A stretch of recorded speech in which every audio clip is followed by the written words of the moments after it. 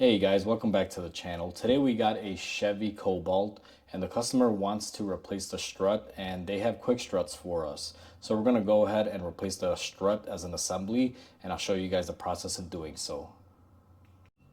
Alright guys, so first thing we did was we took off the tire, and once you take off the tire, basically if you look at your strut assembly, it goes all the way to the top. And the way these are mounted regularly is you got two mounting bolts here like this one and this one that bolted up to the knuckle. And you're also going to have something as far as like a stabilizer link, which is right here. And then we have some bolts up top that are basically right over the fender in the engine bay area. So what we're going to want to do first is hit everything with some PB blaster or some sort of oil, whatever you guys prefer. Here, this thing is pretty rusty, so I anticipate it's going to fight me. So I'm going to go ahead and remove those bolts and hit everything with some penetrating oil. Okay guys, we went ahead and we unbolted the knuckle to the hub. I'm going to wait to remove my stabilizer link until I separate everything. So the next step that we're going to be doing here is we got to remove the caliper bracket with the caliper and everything out the way and hang it, and we got to remove the rotor just so we can get a little bit better access there. Now this stage you don't really have to do it, but I like doing it just to give you guys a clear view. Okay guys, so once you have the brakes off, the caliper and the rotor, essentially this is what you're left with. I already have it separated from the actual strut. The only thing holding the strut right now is basically the top bolts up top and basically the stabilizer link. My next step is basically to remove the stabilizer link. What I'm probably going to do is I'm going to have to heat up the bolt head here and then get that off. This one's pretty rusted, so it's not going to come off very easy. One other thing that I want to mention is the reason why I removed the caliper and the rotor from this car for you guys is, one, you guys can see a little bit better the mounting area, but on top of that I am doing some other work that will require me to remove the brakes on it that I'm not going to be showing in this video. So I also did that for myself for something else I'm doing. So let me go ahead and zip off that sway bar link and I'll be back with you guys. Okay guys, so I basically went ahead and I got my stabilizer link out. Now I'll be making a separate video of how I get those out here in nice old rusty Chicago. So the next step that we're going to be doing essentially is the strut is basically free down here. I even went ahead and I hung my caliper on the bracket back there so we can free it up from the strut because it was hanging on the strut previously. So what I'm going to be doing next is I'm going to be lowering the car down. We're going to be under the hood and we're going to basically unbolt the mounting bolts from the strut tower. Okay guys, so now we are basically up top. What we're going to be doing is we're going to be removing these three fasteners. These are the top strut mounts that'll hold it in place.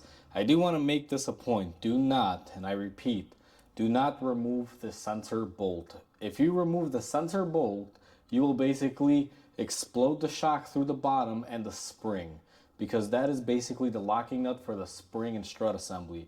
You only want to remove the ones that hold it to the body, which are typically 3 bolts.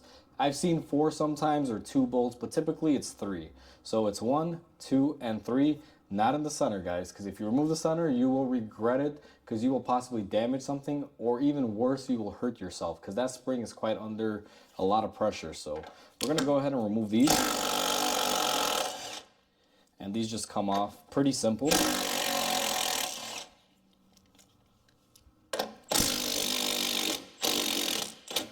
Now, I didn't quite remove the last one because what I'm going to be doing is basically, let me zoom you guys back here. Let me set you up and I'll show you how I do the rest of the process.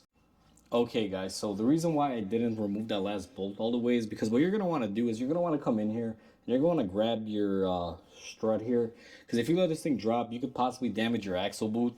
So what I'm going to do is go ahead and hook up my impact again. And once we are on there, I'm going to grab this and hold it up and basically pull it out as one. If you just let it drop, basically what will happen is this part is pretty sharp and your axle is right underneath it. It'll drop. It could cut your axle boot, so you'll wind up damaging something that was never really bad.